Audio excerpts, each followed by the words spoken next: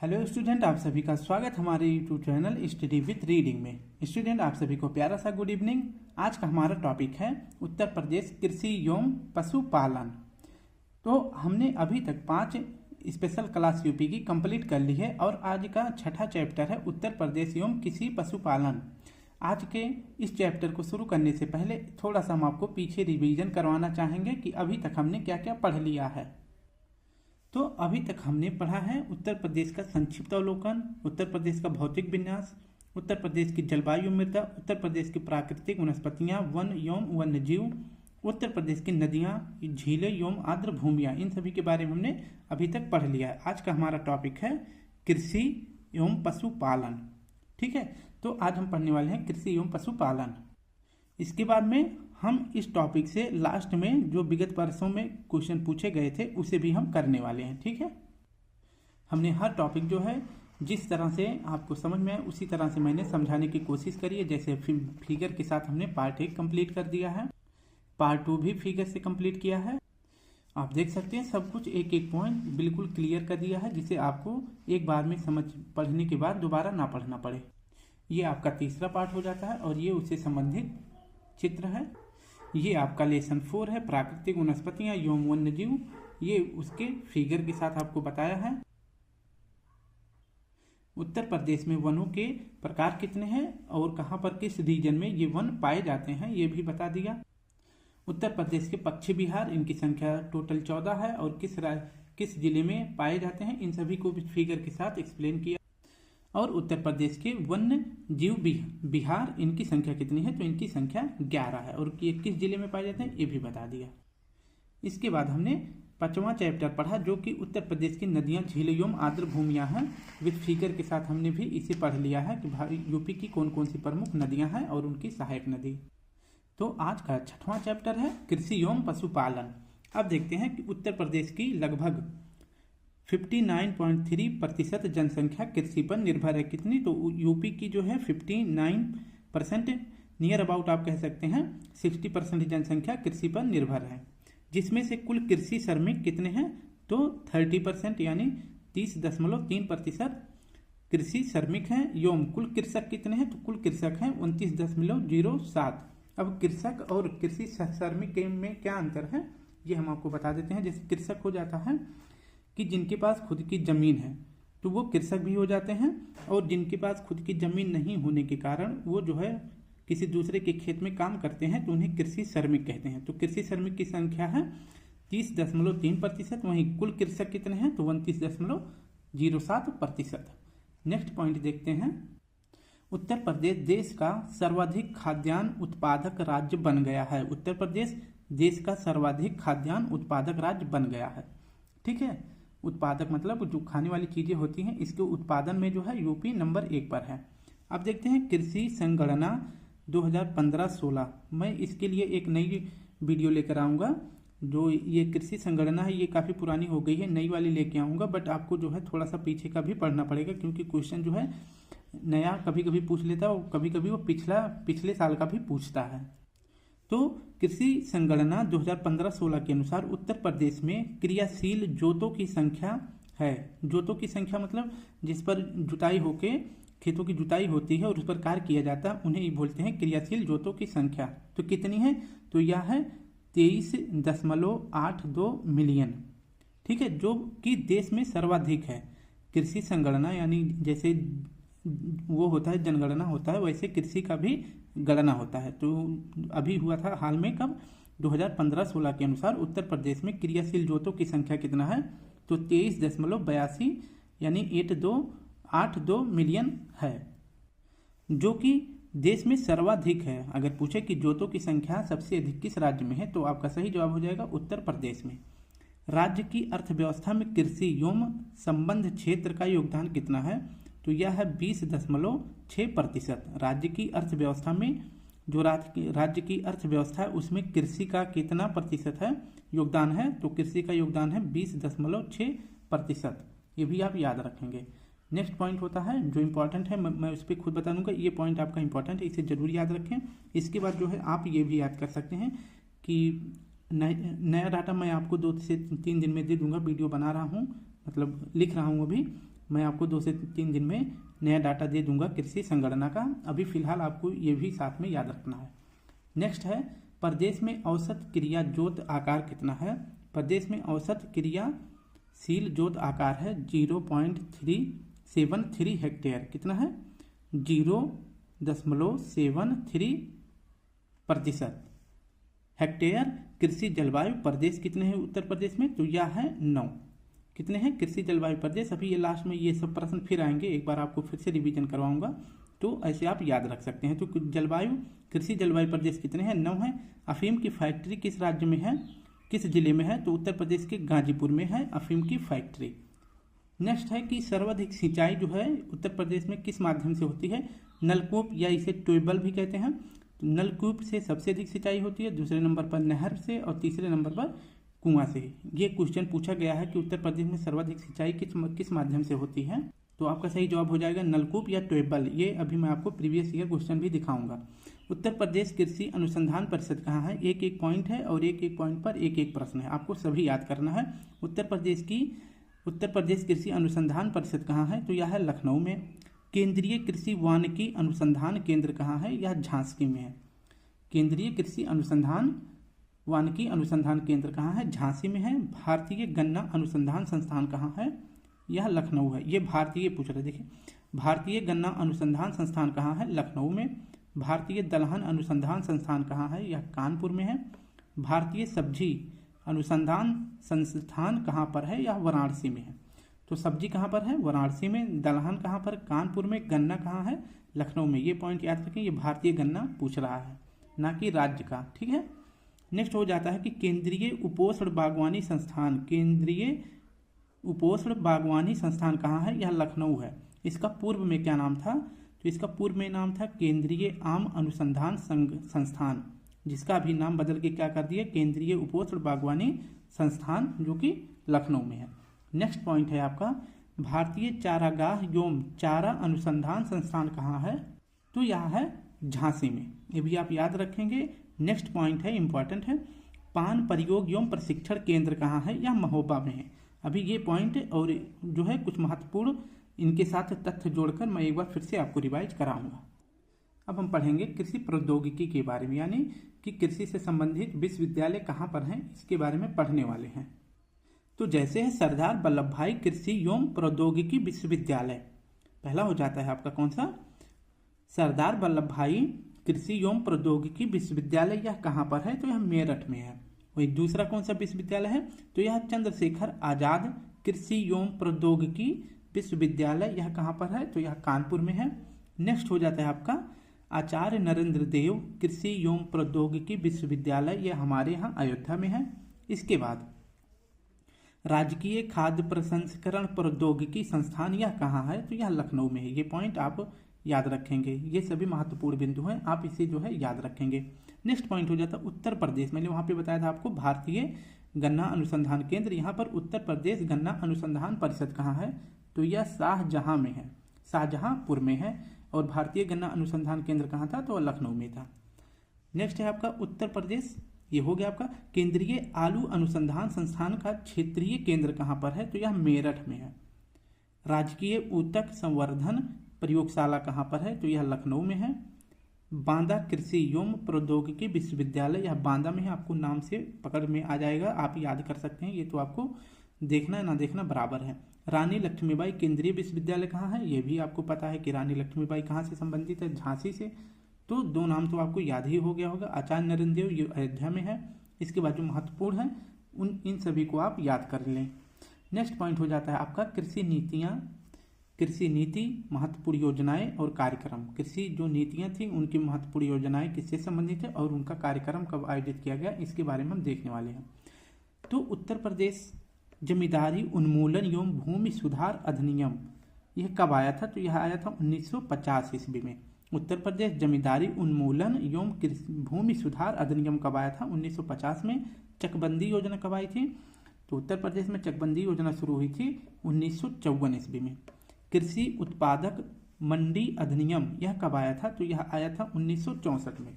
कृषि उत्पादन मंडी अधिनियम 1964 में। किसान क्रेडिट कार्ड योजना, ये जो है पूछा गया, बहुत ही इंपॉर्टेंट क्वेश्चन है, इसे आप जरूर याद रखेंगे। ठीक है, किसान की क्रेडिट कार्ड योजना यह कब शुरू हुई थी उत्तर प्रदेश में? तो 1998 से 1999 के बीच। किसान वही योजना कब शुरू हुआ था? तो यह शुरू हुआ था 1992 ईस्वी में। उत्तर प्रदेश बीज विकास निगम, इसकी स्थापना कब हुई थी? तो इसकी स्थापना हुई थी सन 2002 में। किसान रथ योजना कब शुरू हुई थी? तो किसान रथ योजना शुरू हुई थी 2010-11 में। एंटी भू माफिया टास्क फोर्स का गठन कब किया गया था? तो इसका गठन किया गया था 1 मई 2017 को। ये भी आप याद रखेंगे।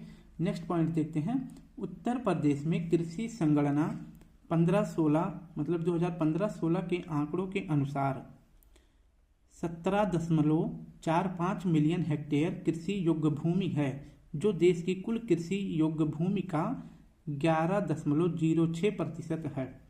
ठीक है, इसको हम आपको समझा देते हैं। जो उत्तर प्रदेश में कृषि के लिए योग्य भूमि है वह कितना प्रतिशत है? तो वह जो है पूरे यूपी के क्षेत्रफल का, मान लीजिए ये पूरे यूपी का क्षेत्रफल है, उसमें जो है 17.45% जो है इतना जो है कृषि योग्य भूमि है। ठीक है, लेकिन अब क्या कह रहा है कि पूरे भारत की मतलब पूरे भारत की तुलना में कितना प्रतिशत है? तो पूरे भारत की तुलना में 11.06% है। अगर अब वहीं जो है पूरे भारत का ले लें तो ये आपका हो जाता है भारत। ठीक है, अब उसमें देखेंगे 11% तो आपका इतना हो जाएगा। ठीक है, इतना तो इतना प्रतिशत जो है पूरे भारत का है, जबकि पूरे उत्तर प्रदेश का 17% याद रखेंगे और पूरे भारत का 10%। इसके बाद देखते हैं कृषि गणना 2015-16 के अनुसार 1 हेक्टेयर से कम आकार की जोतों का प्रतिशत उत्तर प्रदेश में 80.18 है। ठीक है, यानी इसका क्या मतलब है? आप देख सकते हैं 1 हेक्टेयर से सबसे कम आकार की जोतों का प्रतिशत कितना है? तो उत्तर प्रदेश में 80.18 है। इसको मैं आपको एक्सप्लेन करके बताऊंगा। जैसे मान लीजिए ये आपका 1 हेक्टेयर पूरा खेत हो जाता है। ठीक है, तो 1 हेक्टेयर ये हो गया, लेकिन ये क्या कह रहा है कि 1 हेक्टेयर से कम आकार का, यानी कि इसे 1 हेक्टेयर से कम आकार के खेत जो है सबसे ज़्यादा उत्तर प्रदेश में है। आप कह सकते हैं कि जोत के हिस्से के अनुसार उत्तर प्रदेश में बड़े बड़े खेत नहीं हैं। तो अब इसका ये तात्पर्य हो जाता है कि उत्तर प्रदेश में जो है छोटे किसान पाए जाते हैं। छोटे किसान का मतलब ये जो छोटे छोटे खेत इनके पास है। पंजाब वगैरह में आप देखेंगे तो इनके पास जो है 1-1 हेक्टेयर से भी बड़े खेत हैं, यानी जोत के आकार में इनके पास जो है बड़े बड़े खेत हैं। किसान यहाँ भी बड़े बड़े हैं, ऐसा नहीं है, लेकिन इनके पास जोत के आकार का जो है खेत इनके पास छोटे छोटे हैं, क्योंकि उत्तर प्रदेश में जनसंख्या बहुत ज़्यादा है। इस हिसाब से आप याद रखेंगे, जो कि आप कह सकते हैं कि पूरे देश में सबसे कम जो है 1 हेक्टेयर वाले किसान किस राज्य में है? तो उत्तर प्रदेश में है। और कितने हैं? तो 80.18%। उत्तर प्रदेश में वर्ष भर में 3 फसलें उगाई जाती हैं। ये तो हर किसी राज्य में उगाया जाता है, लेकिन उत्तर प्रदेश में जो है 3 फसलें उगाई जाती हैं एक वर्ष में। कौन कौन से? रबी की फसल, खरीफ की फसल और जायद की फसल। रबी की फसल कौन कौन सी होती हैं? जो अभी इस समय खेत में बोई जाएंगी, जैसे आपका गेहूं, जौ, चना, मटर, सरसों, तंबाकू, आलू, ये सभी जो है अभी जो फसल बोई जाएंगी, मतलब बरसात के बाद जो फसलें बोई जाती हैं उन्हें जो है रबी की फसल कहते हैं। खरीफ की फसल उसे कहते हैं जो बरसात के टाइम पे बोई जाती है। जब बरसात शुरू होता है तब ये फसलें बोई जाती हैं, जैसे चावल, ज्वार, बाजरा, मक्का, कपास, ये सभी खरीफ की फसल है। जायद की फसल कौन कौन सी है? तो जायद की फसल हो जाती है जो गर्मियों में बोई जाती है। जब खूब गर्मी पड़ती है तो डॉक्टर भी बोलते हैं कि जो है ककड़ी, खीरा, तरबूज, ये सब मतलब सब्जी वाले फल ज़्यादा खाएं, जिससे शरीर में पानी की मात्रा बनी रहे। तो जायद की फसलें कौन कौन सी हैं? खरबूज, तरबूज, ककड़ी, खीरा, राशि फल और सब्जियां, ये सभी खरीफ की फसल है। अब देखते हैं, अब हम एक एक करके सभी फसल के बारे में पढ़ने वाले हैं। तो सबसे पहले पढ़ने वाले हैं गेहूं के बारे में। आर्थिक समीक्षा 2021-22 के अनुसार उत्तर प्रदेश देश का सर्वाधिक गेहूं उत्पादक राज्य है। उत्तर प्रदेश जो है पूरे भारत में सबसे अधिक गेहूं उत्पादन करने वाला राज्य है। वो कितना उत्पादन करता है? तो पूरे भारत का 32.42% जो है गेहूं उत्पादन करता है। नेक्स्ट पॉइंट है कि गेहूं की फसल का कुल क्षेत्र कितना है? तो यह कुल क्षेत्र हो जाता है 9.50 मिलियन हेक्टेयर। जो संपूर्ण भारत में गेहूं के कृषि क्षेत्र का लगभग कितना प्रतिशत है, तो 30.19% है। ये पॉइंट अगर नहीं समझ में आया तो मैं आपको बता देता हूँ। प्रदेश में जो है गेहूं का कितना क्षेत्रफल है, मान लीजिए आपका ये यूपी हो जाता है। इसके बाद इसमें जो है गेहूं के लिए कितना क्षेत्र है, तो आपका इतना प्रतिशत हो जाता है गेहूं के लिए, जो कि कितना है 9.50 मिलियन हेक्टेयर। वहीं जो है अगर पूरे भारत में देखें गेहूं के कृषि क्षेत्र का, सिर्फ गेहूं के देखेंगे, ना कि धान या फिर वगैरह किसी दूसरे फसल जैसे आपका बाजरा चावल ये सब हो गया, इन सभी के बारे में नहीं देखेंगे, सिर्फ जो है पूरे भारत के गेहूं कृषि क्षेत्र का आकार देखेंगे तो आपका ये भारत हो जाता है। उसमें इन सभी में सबसे ज़्यादा प्रतिशत किसका हो जाता है, तो उत्तर प्रदेश का हो जाता है। कितना, 30.19%। नेक्स्ट पॉइंट है उत्तर प्रदेश गेहूं के उत्पादन एवं गेहूं के अंतर्गत भू क्षेत्र के मामले में प्रथम स्थान पर है। मतलब यह गेहूं सबसे ज़्यादा उत्पादित करता है और इसके पास जो है गेहूं उत्पादन करने के लिए सबसे ज़्यादा स्थान भी है। ये पॉइंट भी आप याद रखेंगे। तो उत्तर प्रदेश गेहूं के उत्पादन एवं गेहूं के अंतर्गत भू क्षेत्र के मामले में प्रथम स्थान पर है। तो गेहूं उत्पादन के मामले में भी पहले स्थान पर है और गेहूं के अंतर्गत जो इसके पास जमीन है वो भी सबसे ज़्यादा है। नेक्स्ट पॉइंट है गेहूं उत्पादक प्रमुख जिले कौन से हैं। उत्तर प्रदेश के प्रमुख उत्पादक जिले कौन से हैं, तो पहले नंबर पर है आगरा, मेरठ, बुलंदशहर, सहारनपुर, अलीगढ़, मुजफ्फरनगर, मुरादाबाद, कानपुर, इटावा इत्यादि जिले जो है गेहूं उत्पादक प्रमुख जिले हैं। नेक्स्ट है गेहूं की बुआई कब की जाती है, तो गेहूं की बुआई की जाती है अक्टूबर से नवंबर माह में, यानी कि अभी देखेंगे अब शुरू हो रहा है, नवंबर हो रहा है ना, नवंबर चल रहा है, तो जो है अब गेहूं की बुआई स्टार्ट हो जाता है। कहीं पर जो है जैसे धान जो 90 दिन वाला कोई धान बैठाता है तो उसको काट के तुरंत जो है गेहूं बो देते हैं, तो 90 दिन जो वाला धान कट जाता है अक्टूबर माह में ही। तो अक्टूबर से नवंबर में जो है गेहूं की बुआई की जानी स्टार्ट कर दी जाती है। उसके बाद फसल की कटाई कब की जाती है, तो यह होली के आसपास शुरू हो जाती है और इसके बाद अप्रैल तक जाती है, यानी मार्च अप्रैल में। अब नेक्स्ट पढ़ने वाले हैं हम चावल के बारे में। चावल आर्थिक समीक्षा 2021 और 22 के अनुसार उत्तर प्रदेश चावल उत्पादन में दूसरे स्थान पर है। उत्तर प्रदेश जो है गेहूं के उत्पादन में पहले स्थान पर है, जबकि चावल के उत्पादन में जो है उत्तर प्रदेश दूसरे स्थान पर है। लेकिन अगर पूछे पहला स्थान पर कौन है, तो यह है आपका वेस्ट बंगाल यानी पश्चिम बंगाल। अगर प्रतिशत देखेंगे तो उत्तर प्रदेश का प्रतिशत हो जाता है 12.18%, ठीक है। और वहीं अगर वेस्ट बंगाल का देखेंगे कितना प्रतिशत है, तो इसका हो जाता है 13.62%। तो आप देख सकते हैं बहुत ज़्यादा नहीं पीछे है, बस थोड़ा सा पीछे है उत्तर प्रदेश पश्चिम बंगाल से। तो चावल के उत्पादन में उत्तर प्रदेश पहले स्थान पर, दूसरे स्थान पर, और इसके बाद पहले स्थान पर चावल उत्पादन में पश्चिम बंगाल है।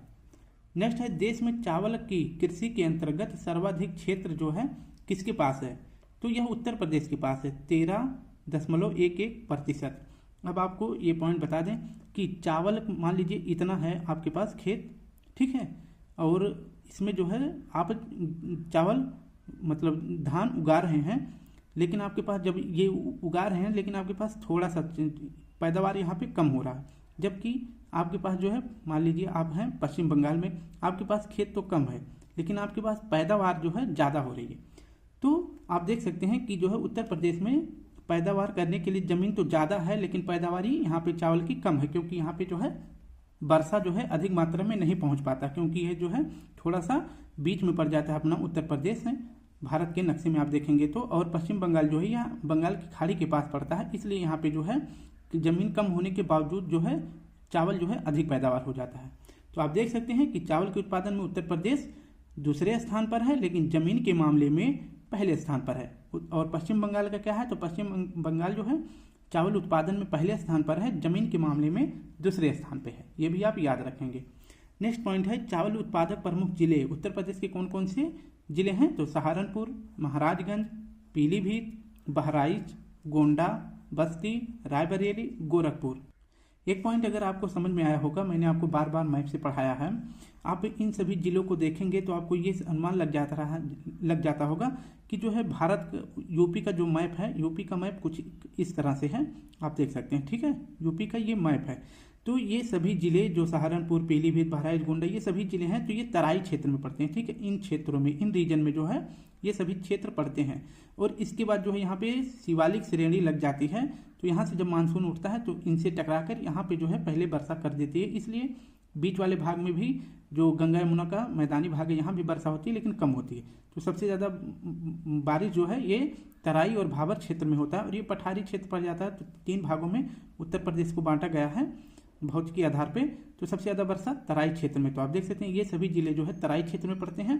जबकि मैंने आपको गेहूं के लिए जो बताया था, आप एक बार देखें, मैंने बताया था आगरा, मेरठपुर, बुलंदशहर, सहारनपुर, अलीगढ़, ये सभी जिले जो है आप देख सकते हैं इस रीजन में पड़ते हैं। मतलब ये जो भाबर का क्षेत्र है, इसके बाद मैदानी गंगा यमुना का जो मैदानी भाग, मतलब आपका मैप इस तरह से बनेगा गेहूं के क्षेत्र में, ये वाला आपका क्षेत्र बन जाता है गेहूं के उत्पादन में।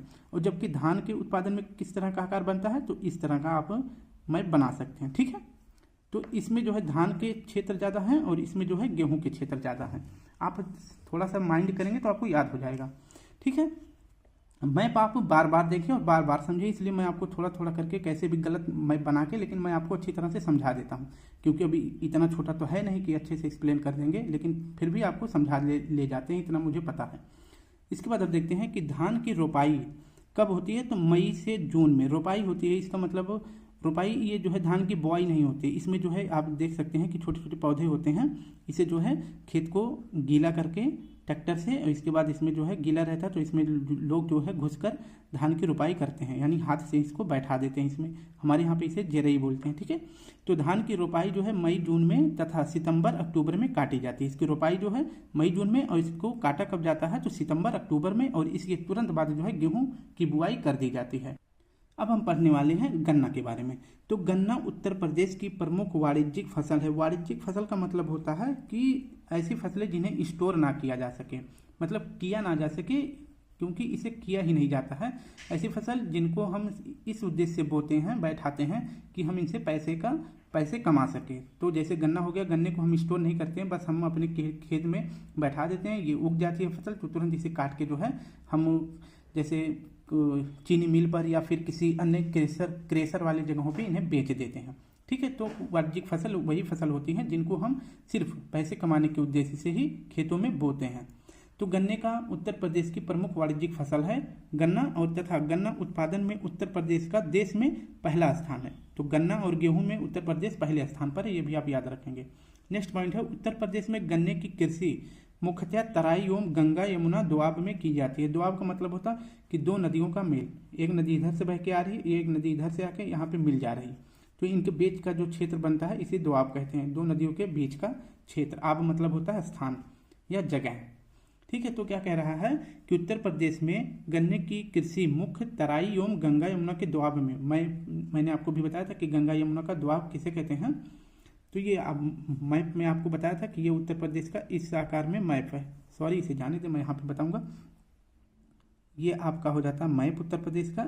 ठीक है, ये ललितपुर वाला जिला है, ये आपका ऊपर वाला सहारनपुर। तो इस आकार में जो है उत्तर प्रदेश का मैप होता है। ये ऊपर वाला जो क्षेत्र होता है यही होता है आपका तराई क्षेत्र, और इसके नीचे जस्ट इसके थोड़ा नीचे आएंगे तो कौन सा क्षेत्र पड़ जाएगा आपका, तो आपका गंगा यमुना का मैदान पड़ जाएगा। तो गन्ना जहाँ पे ज़्यादा बारिश होती है वहाँ पे गन्ने की उत्पादन होती है। तो पूछा जाए कि गन्ने का उत्पादन सबसे ज़्यादा कहाँ होता है, तो तराई क्षेत्र में और गंगा यमुना दोआब में।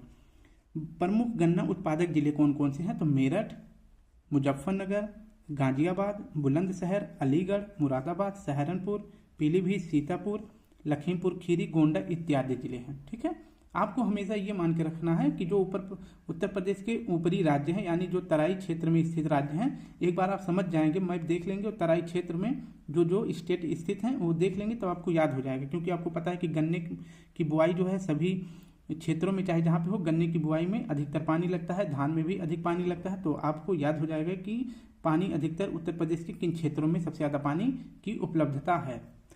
अब देखते हैं कि मेरठ गन्ना उत्पादन में अग्रणी जिला है, ये पॉइंट आप याद रखेंगे। गन्ना उत्पादन में जो है यूपी का कौन सा जिला अग्रणी है, तो मेरठ है। आपको एक बात बता दें, जो उत्तर प्रदेश का मतलब ये आपका भारत हो जाएगा। ठीक है, भारत के परिप्रेक्ष्य में देखें, ठीक है, तो भारत के परिप्रेक्ष्य में देखें, दो भाग में भारत को बांट देते हैं, तो ये आपका दक्षिण भारत, ये उत्तर भारत। तो उत्तर भारत में जो गन्ना पाया जाता है वो बहुत ज़्यादा मीठा होता है। ठीक है। उत्तर भारत की अपेक्षा जो दक्षिण भारत में गन्ना पाए जाते हैं वो अधिक मीठा होता है। तो मेरठ गन्ना उत्पादन में अग्रणी जिला है। मेरठ का गन्ना उत्तम कोटि का होता है, ये भी आप याद रखेंगे। नेक्स्ट है बाजरा। बाजरा खरीफ की फसल है, यानी धान के सीजन में इसकी बुआई की जाती है। तो बाजरा खरीफ की फसल है जो कम वर्षा वाले क्षेत्रों में बोई जाती है। बाजरा उत्पादक जिला कौन कौन सा? मथुरा, आगरा, बदायूं। इन क्षेत्रों में आप देखेंगे तो वर्षा कम होती है। सबसे कम वर्षा कहाँ होती है? तो मथुरा में होती है। और सबसे ज़्यादा वर्षा कहाँ होता है? गोरखपुर में। और इसके बाद कौन से जिले हैं? अलीगढ़, एटा, फिरोजाबाद, मुरादाबाद, गाजीपुर, कानपुर इत्यादि। इन क्षेत्रों में जो है बाजरे की खेती की जाती है। बाजरा का सर्वाधिक उत्पादक कहाँ होता है? तो आगरा में होता है, ठीक है। आगरा जिले में सबसे ज़्यादा बाजरा की उत्पादन होती है। नेक्स्ट पॉइंट है आपका फल उत्पादन। फल उत्पादन में अब हम देखते हैं उत्तर प्रदेश में तराई क्षेत्र। फिर आपको बार बार बता रहे हैं कि तराई आपको पता रहना चाहिए, तराई क्षेत्र, और इसके बाद गंगा यमुना का मैदान और पर्वतीय पठारी भाग, ये सभी आपको क्लियर होना चाहिए उत्तर प्रदेश के मैप में कि कौन सा क्षेत्र कहाँ पर है। मैं आपको एक बार फिर से अच्छे से बता देता हूँ, थोड़ा टाइम लेकर। आपको बार बार ये इसलिए बता रहा हूँ क्योंकि आपको अगर एक बार ये भौतिकीय क्षेत्र से अगर उत्तर प्रदेश का जो बांटे गए हैं 3 भागों में, ये आपको समझ में आ गया तो आपको कौन सी फसल है तो आपको पता ही है, क्योंकि जो है अधिकतर मेरे भाई बहन किसान ही हैं और उनको पता है कि कौन सी फसल के लिए किस प्रकार की, मतलब कितना पानी और किसके लिए कम पानी लगती है। तो ये आपका उत्तर प्रदेश का मैप हो गया। तो मैं इसको जो है इसको जो मैं 3 भागों में पहले बांट देता हूँ। ये आपका 3 भाग में हो गया। अब ये ऊपर वाला क्षेत्र आपका क्या कहलाता है? तराई या भाबर। तराई और भाबर का प्रदेश, ये आपका तराई और भाबर का प्रदेश हो जाता है। बीच वाला भाग कौन सा हो जाता है? ये गंगा यमुना का मैदान, ये बीच वाला गंगा यमुना का मैदान। जबकि जो ये नीचे वाला भाग है ये कौन सा हो जाता है? पठारी भाग। इतना आप याद रखेंगे तो आपको पता हो गया। अब मैं आपको बता दूं, सबसे ज़्यादा वर्षा तराई क्षेत्र में होती है, फिर इसके बाद गंगा यमुना में होती है और सबसे कम पठारी भाग में होती है। ये आपको क्लियर हो गया होगा। तो उत्तर प्रदेश में तराई क्षेत्र में मैदानी भागों में तराई क्षेत्र का अगर वर्षा के मामले में देखेंगे तो तराई क्षेत्र यहाँ तक भी आ जाता है। वर्षा के मामले में अगर पूछा जाए वर्षा, तो वर्षा यहाँ भी होती है सबसे ज़्यादा। तो मैदानी भागों में विविध प्रकार के फलों का उत्पादन किया जाता है। उत्तर प्रदेश के मैदानी भागों में आम, पपीता, आंवला, अमरूद, केला, अंगूर, नींबू, संतरा आदि एवं तराई क्षेत्र में देखते हैं, तराई क्षेत्र में नाशपाती, सेब, अखरोट, स्ट्रॉबेरी, खुबानी आदि फल उत्पादित किए जाते हैं। आप देख रहे हैं कि पठारी क्षेत्र में मतलब कोई फल उत्पादक नहीं पाया जाता, इसलिए नहीं लिखा गया है। अब आम के बारे में हम पढ़ने वाले हैं। आम के उत्पादन में उत्तर प्रदेश का प्रथम स्थान है। भारत में जो है आम सबसे ज़्यादा उत्पादन किस राज्य में होता है? तो उत्तर प्रदेश में होता है। उत्तर प्रदेश में, ये पॉइंट आप याद रखें, क्वेश्चन पूछा गया है, उत्तर प्रदेश में उत्पादित आम, ठीक है, आम नवाब ब्रांड के नाम से प्रचलित है। अगर किसी दूसरे स्टेट में देखेंगे तो अगर वहाँ पे आम जाता है उत्तर प्रदेश से तो उसे जो है आम नहीं कहते हैं, तो कहते हैं ये नवाब ब्रांड है। अभी आपको और बताएंगे कि जो है अदर राज्यों में जब उत्तर प्रदेश से कोई सामान जाता है तो उसे किस नाम से पुकारा जाता है। तो उत्तर प्रदेश से जब आम दूसरे राज्य में जाता है तो उसे क्या कहते हैं? नवाब ब्रांड। अब नेक्स्ट पॉइंट देख लेते हैं। उत्तर प्रदेश में उत्पादित प्रमुख जिले, आम के उत्पादन में प्रमुख जिले कौन कौन से हैं? लखनऊ, सीतापुर, वाराणसी, सहारनपुर, गाजियाबाद, मेरठ, कानपुर, रायबरेली, प्रतापगढ़, ये सभी जिले जो है आम के उत्पादन में प्रमुख रोल अदा करते हैं। अब देखते हैं कि उत्तर प्रदेश में उत्पादित आम की प्रमुख किस्में कौन सी है। क्वेश्चन यहाँ से पूछा जाता है, एक क्वेश्चन यहाँ से पूछा जा सकता है, अभी वो सामने आपके आएगा लेकिन अभी नहीं बताऊंगा। सिर्फ इतना देखते हैं कि आम की प्रमुख किस्में कौन कौन सी हैं। दशहरी, चौसा, लंगड़ा, रटौल, मलिहाबादी, सफ़ेदा, लखनऊ सफ़ेदा, इसके बाद बॉम्बे ग्रीन, आम्रपाली, ये सभी आम के किस्म हैं। इन्हें आप याद रखेंगे, 2-3 जैसे आपका ये याद रखना है। इसके बाद मतलब दशहरी, ये तो आपको याद ही होगा, लंगड़ा, चौसा, मलिहाबादी, आम्रपाली, ये भी आपको पता है। तो अधिकतर इसमें से आपको पता ही है, ये सब ही आप याद नहीं रखेंगे, आपको ऑलरेडी याद ही है। दशहरी आम का उत्पादन अब देखते हैं। दशहरी आम का उत्पादन सबसे ज़्यादा कहाँ होता है? लखनऊ के समीपवर्ती क्षेत्र मलिहाबाद में होता है। तो दशहरी आम का उत्पादन लखनऊ में होता है, ऐसा भी क्वेश्चन पूछा गया है। स्टेम आम का उत्पादन जो है कहाँ पर होता है? तो यह सहारनपुर और मेरठ में इसका उत्पादन है। तो स्टेम आम का उत्पादन कहाँ है? सहारनपुर और मेरठ में। लंगड़ा आम का उत्पादन कहाँ पर होता है? तो इसका उत्पादन होता है वाराणसी में, इसका उत्पादन किया जाता है। जबकि सफ़ेदा व चौसा आम का उत्पादन कहाँ पर किया जाता है? तो यह सहारनपुर में मिलता है। नेक्स्ट पॉइंट हो जाता है आपका केला से संबंधित प्रश्न देखते हैं।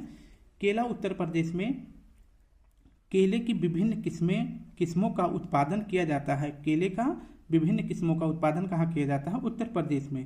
केले की कौन कौन सी किस्में हैं? मालभोग, चीनी, चंपा, अल्पान, अधेश्वर, दूध सागर, ये सभी प्रमुख किस्में हैं किसकी? केले की। प्रदेश में केले का उत्पादन कौन कौन से जिले हैं? कौशाम्बी में, प्रयागराज में, वाराणसी में और गोरखपुर में। इन सभी क्षेत्रों में जो है केले की सबसे ज़्यादा पैदावारी की जाती है। आंवला के देखते हैं। आंवला वाला क्षेत्र सभी को पता होगा। उत्तर प्रदेश आंवला के उत्पादन में देश में अग्रणी स्थान रखता है। सबसे ज़्यादा आंवला जो है कहाँ उत्पादन किया जाता है? तो उत्पादन के क्षेत्र में आंवला का सबसे ज़्यादा उत्पादन किस जिले में होता है? तो यह प्रतापगढ़ में होता है, जहाँ से रिलेटेड है राजा भैया। नेक्स्ट पॉइंट है अमरूद। अमरूद उत्तर प्रदेश में अमरूद की इलाहाबादी सफ़ेदा, ठीक है, इलाहाबादी सफ़ेदा, लखनऊ 49, जिसे क्या कहते हैं? सरदार भी कहते हैं, ललित, ये आपको याद रखना है, ललित, और एक सुरखा। ये क्वेश्चन पूछा गया है, सुरखा किसका नाम है, उपनाम है, या किसकी किस्म है? 4 से 5 ऑप्शन दे देगा आम का, और उसी के बीच में ये भी डाल देगा, जैसे आम्रपाली, सुरखा, सफ़ेदा, बॉम्बे ग्रीन। तो इसे पूछ सकता है कि जो है अमरूद का किस्म कौन सा है। तो आपको याद रखना चाहिए कि कौन कौन सा आम का है और कौन सा अमरूद का किस्म है, ठीक है। अमरूद का सर्वाधिक उत्पादन जो है किस जिले में होता है? तो यह प्रयागराज में होता है। और कौन सा जिला है? कौशाम्बी, बदायूं, फैजाबाद यानी अयोध्या, कानपुर और बरेली। नेक्स्ट है प्रदेश में एक फल जो है एक जिले में पाया जाता है, जैसे लीची है आपका, सबसे ज़्यादा कहाँ पर उत्पादन किया जाता है इसका? सहारनपुर और मेरठ में। पपीते के बारे में देखते हैं। पपीते का उत्पादन जो है कहाँ किस जिले में होता है? उन्नाव में, लखनऊ में, सहारनपुर में, अयोध्या में होता है। और संतरा का उत्पादन कहाँ पर होता है? तो बुंदेलखंड क्षेत्र में होता है। और जिला कौन सा है? तो और एक जिला है, यह सहारनपुर में भी किया जाता है संतरे का उत्पादन। उत्तर प्रदेश में संतरे की कौन सी किस्में पाई जाती हैं? तो उत्तर प्रदेश में पाई जाती है संतरे की नागपुरी किस्म, ये भी आप याद रखेंगे। पान का उत्पादन जो है कहाँ पर होता है सबसे ज़्यादा? तो पान का उत्पादन होता है महोबा जिले में, और यहीं पर जो है महोबा में पान प्रयोग एवं प्रशिक्षण केंद्र स्थापित किया गया है। मैंने आपको स्टार्टिंग में ही बता दिया था। अब हम पढ़ने वाले हैं कृषि से संबंधित महत्वपूर्ण तथ्य। आम कृषि से संबंधित जो महत्वपूर्ण तथ्य है इसके बारे में देखते हैं। आम हेतु प्रशिक्षण एवं प्रयोगशाला केंद्र कहाँ स्थापित किया गया है? तो यह स्थापित किया गया लखनऊ में। और सबसे ज़्यादा कहाँ पर आम उत्पादित किया जाता है? वो भी लखनऊ में। अमरूद के लिए प्रशिक्षण एवं प्रयोग केंद्र कहाँ पर स्थित है? तो आपको पता है सबसे ज़्यादा अमरूद कहाँ पर होता है? प्रयागराज में। तो ऐसे यहाँ पर जो है प्रशिक्षण केंद्र एवं प्रयोग केंद्र भी स्थापित किया गया है। कन्नौज, ये तो सभी को पता है, कन्नौज जो है पुष्प इत्र के लिए फेमस है। यूपी का आलू अगर किसी दूसरे राज्य में भेजा जाता है तो वह किस नाम से प्रसिद्ध है? तो ताज ब्रांड। मैंने आपको बताया था, आम जाता है तो उसे क्या कहते हैं? नवाब ब्रांड। और वहीं जब आलू जाता है तो उसे क्या कहते हैं? ताज ब्रांड। ये भी आप याद रखेंगे। नेक्स्ट हो जाता है आलू उत्पादन में उत्तर प्रदेश प्रथम स्थान पर है। तो गन्ना में भी प्रथम स्थान पर है, और इसके बाद जो है आलू में भी है, और एक फसल में है, उसका क्या नाम है? आम। आम में भी पहले स्थान पर है। केंद्रीय आलू अनुसंधान संस्थान का क्षेत्रीय केंद्र कहाँ पर है? तो मोदीपुरम, ठीक है, मोदीपुरम, जो कि कहाँ पर है? मेरठ में है। प्रदेश की एकमात्र अफीम फैक्ट्री कहाँ पर है? मैंने आपको स्टार्टिंग में बताया था, तो यह गाजीपुर में है स्थित है। लेकिन प्रदेश में अफीम का सबसे बड़ा उत्पादक जिला कौन सा है? तो यह है बाराबंकी। फैक्ट्री कहाँ पर है? फैक्ट्री में है, फैक्ट्री है गाजीपुर में। और उत्पादक करने वाला सबसे बड़ा जिला कौन सा अफीम का? तो वह है बाराबंकी। अब देखते हैं आदर्श पुष्पोत्पादन केंद्र कहाँ पर है? तो यह लखनऊ में है, ठीक है। पुष्पोत्पादन केंद्र कहाँ पर है? यह लखनऊ में है। भारत में 9 आदर्श पुष्पोत्पादन केंद्र स्थापित किए गए हैं। कितने पूरे भारत में? तो 9। नेक्स्ट पॉइंट हो जाता है राजकीय खाद्य प्रसंस्करण संस्थान कहाँ पर है? यह लखनऊ में है। इसके बाद अदरक की सर्वाधिक खेती किस क्षेत्र में की जाती है? तो यह बुंदेलखंड में की जाती है।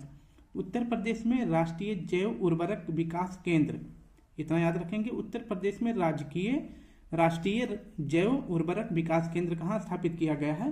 तो यह गाजियाबाद में स्थापित किया गया है। नेक्स्ट पॉइंट है पशु जैविक औषधि संस्थान, पशु जैविक औषधि संस्थान कहाँ पर स्थित है? तो यह लखनऊ में स्थित है। हमारा चैप्टर जो है कृषि से संबंधित था, उसे हमने कंप्लीट कर लिया है। अब हम पढ़ने वाले हैं पशु एवं दुग्ध विकास में। अब हम पढ़ने वाले हैं जानवरों के बारे में उत्तर प्रदेश के। तो उत्तर प्रदेश में कुल पशुधन की दृष्टि से देश में प्रथम स्थान पर है। इसका भी नया डाटा बहुत ही जल्द आपके लिए लेकर आऊँगा। उत्तर प्रदेश जो है जानवरों के मामले में देश में पहले स्थान पर है। दुग्ध उत्पादन में भी उत्तर प्रदेश का प्रथम स्थान है। उत्तर प्रदेश पशुपालन विभाग की स्थापना कब की गई थी? तो यह किया गया था 1944 ईस्वी में। उत्तर प्रदेश क्वेश्चन जो है सिर्फ क्या याद रखना है, नए डाटा में आपको क्या पढ़ना पड़ेगा, जैसे कि उत्तर प्रदेश अभी जो है जानवरों के मामले में पहले स्थान पर है। नया डाटा आया होगा, हो सकता है कोई और राज्य आ गया हो। दुग्ध उत्पादन में उत्तर प्रदेश पहले स्थान पर है, हो सकता है कोई दूसरा राज्य हो गया हो। बस यही सब पढ़ना है, ना कि ये कभी नहीं बदलेगा। उत्तर प्रदेश पशुपालन विभाग की स्थापना कब हुई थी, इसे आज पढ़ें या 10 साल बाद, क्वेश्चन यही रहने वाला है। तो हमें पीछे एक बार हम आपको थोड़ा सा बता रहे हैं, आप पढ़े रहेंगे तो एक बार मैं फिर से जब रिवीजन कराऊंगा तो आपको पूरा याद हो जाएगा। ठीक है, तो उत्तर प्रदेश पशुपालन विभाग की स्थापना कब की गई थी? 1944 ईस्वी में। अब हम देखते हैं 2019 की 20वीं पशु गणना। 2019 में जो है जानवरों की कौन सी गणना की गई थी, किस क्रम की? तो 20वें क्रम की गई थी। इसमें जो है देश में बताया गया भारत में जो है कितने पशु हैं, तो 535.8 मिलियन पशु भारत में हैं। जबकि उत्तर प्रदेश में कितने पशु हैं? तो उत्तर प्रदेश में हैं 68 मिलियन पशु। ये भी आप याद रखेंगे, ठीक है, जो कि पूरे भारत में सबसे ज़्यादा है। पशुओं की संख्या के मामले में उत्तर प्रदेश का प्रथम स्थान है, मैंने आपको बताया। इसके बाद शीर्ष पशुधन वाले राज्य, मतलब जो सबसे ज़्यादा पशु रखते हैं उन सभी राज्यों के बारे में पढ़ रहे हैं। तो सबसे ज़्यादा राज्य है जानवर है उत्तर प्रदेश में, फिर इसके बाद राजस्थान में, मध्य प्रदेश में और पश्चिम बंगाल में। 20वीं पशुगणना के आधार पर सर्वाधिक भैंसें जो है किस राज्य में है? भैंस होती नहीं है, तो सबसे ज़्यादा भैंस किस राज्य में है? तो उत्तर प्रदेश में पहले नंबर पर है। कितना है? तो 33 मिलियन भैंसें कहाँ पर हैं? उत्तर प्रदेश में है। ठीक है, और बाकी के गाय हैं इतने 68 मिलियन में 33%, 33 मिलियन क्या है? भैंस है। भैंसों की संख्या वाले राज्य, भैंसों की संख्या वाले राज्य कौन कौन से हैं? तो पहले नंबर पर हो जाता है सबसे ज़्यादा भैंसें यूपी में है, दूसरे नंबर राजस्थान, तीसरे पर गुजरात है और चौथे पर मध्य प्रदेश। ठीक है, लेकिन पशुधन के मामले में देखेंगे कि सबसे ज़्यादा पशु किस राज्य में है? तो उत्तर प्रदेश, दूसरे नंबर पर राजस्थान, तीसरे नंबर पर मध्य प्रदेश, चौथे पर पश्चिम बंगाल। 20वीं पशु गणना के अनुसार जो है मवेशियों की कुल संख्या की दृष्टि से उत्तर प्रदेश का द्वितीय स्थान है। ठीक है, मवेशी का मतलब होता है जो गाय भैंस को पालते हैं, ठीक है, उन्हें मवेशी बोलते हैं। जो गाय भैंसों को पालते हैं उन्हें क्या बोलते हैं? यानी कि जैसे डेयरी टाइप का जो धंधा करते हैं वो जो है अपना बिजनेस करते हैं, उन्हें मवेशी बोलते हैं। तो मवेशियों के मामले में जो है उत्तर प्रदेश दूसरे स्थान पर है, ये आप याद रखेंगे। उत्तर दुग्ध उत्पादन में भारत के शीर्ष राज्य कौन कौन से हैं? दुग्ध उत्पादन में भारत के शीर्ष राज्य कौन कौन से हैं? तो पहला हो जाता है आपका यूपी। यूपी में कितना उत्पादित होता है? तो 100% का 16.6% यूपी में उत्पादित होता है, जबकि राजस्थान में 12.89%, राजस्थान में। एमपी में कितना होता है? तो 8.62% पूरे भारत का एमपी में होता है। वर्ष 2019-20 में भारत में प्रति व्यक्ति दुग्ध उपलब्धता कितनी है? तो पूरे भारत में जो है प्रति व्यक्ति दुग्ध उपलब्धता है 406 ग्राम प्रतिदिन में, मतलब हर व्यक्ति को एक दिन में कितना दूध दिया जाता है? 406 ग्राम। ये आप याद रखेंगे। वैसे डाटा कभी सही नहीं होता है, अभी भी हमारे देश में ऐसे बच्चे हैं जिनको जो है दूध पिए एक महीने हो जाते हैं। तो लेकिन क्या होता है कि कोई बिल्कुल भी नहीं पीने को पाता है, कोई जो है दिन भर में 1 से 2 लीटर पी लेता है। तो फिर वही होता है कि इसका जो है औसत निकाल के ये करते हैं कि अगर इसको दिया जाए तो कितना प्रतिशत जो है, मतलब कितना परसेंट सबके क्षेत्र में, मतलब हर एक इंसान के बीच कितना दूध पड़ेगा। तो जो है कितना पड़ रहा है प्रत्येक व्यक्ति को? तो 406 ग्राम प्रतिदिन जो है एक व्यक्ति दूध उपलब्धता है भारत में। जबकि उत्तर प्रदेश में कितना है? तो उत्तर प्रदेश में 387 ग्राम प्रतिदिन। नेक्स्ट पॉइंट है बेसिक एनिमल हस्बेंड्री स्टैटिस्टिक्स 2022। ये एक रिपोर्ट है बेसिक एनिमल हस्बेंड्री स्टैटिक्स 2022 के अनुसार मांस उत्पादन में जो है महाराष्ट्र पहले नंबर पर है, ठीक है। और इसके बाद जो है उत्तर प्रदेश दूसरे स्थान पर है। महाराष्ट्र में कितना मांस उत्पादन होता है तो 12.25%, और जबकि उत्तर प्रदेश में कितना होता है तो 12.14%। बस थोड़ा सा महाराष्ट्र से सिर्फ प्रतिशत में कम है, ठीक है। जो दशमलव के बाद प्रतिशत है इसी में कम है, ना कि वो जो है महाराष्ट्र के बराबर ही है। इसके बाद हम देखते हैं भारत में जो है दुग्ध व्यवसाय क्षेत्र में सहकारिता की शुरुआत सबसे पहले कहाँ की गई थी तो यह उत्तर प्रदेश में की गई थी। क्वेश्चन ध्यान से देखिए, भारत में दुग्ध व्यवसाय के क्षेत्र में सहकारिता की शुरुआत सबसे पहले कहाँ की गई थी तो यह उत्तर प्रदेश में की गई थी। 1971 में उत्तर प्रदेश के इलाहाबाद में कटरा सहकारी दुग्ध समिति इलाहाबाद की स्थापना की गई थी। सबसे पहले सहकारिता विभाग की स्थापना कब की गई थी दुग्ध वाले क्षेत्र की, तो यह किया गया था 1971 में, जो कि उत्तर प्रदेश में सबसे पहले किया गया था। अगर उत्तर प्रदेश का प्रश्न पूछेगा तो स्पेशली आपका कटरा सहकारी दुग्ध समिति इलाहाबाद की स्थापना कब की गई थी तो क्वेश्चन हो जाएगा 1971 में। बस 5 मिनट की वीडियो और है, इसके बाद मैं आपको डायरेक्ट जो प्रीवियस ईयर क्वेश्चन पूछे गए थे उसको बता देंगे, ठीक है। भारत के प्रथम दुग्ध संघ लखनऊ दुग्ध उत्पादन सहकारी संघ लिमिटेड की स्थापना उत्तर प्रदेश की राजधानी लखनऊ में वर्ष 1938 में की गई थी। ये पॉइंट इतना इंपॉर्टेंट नहीं है, इसे छोड़ दें, जरूरी नहीं है।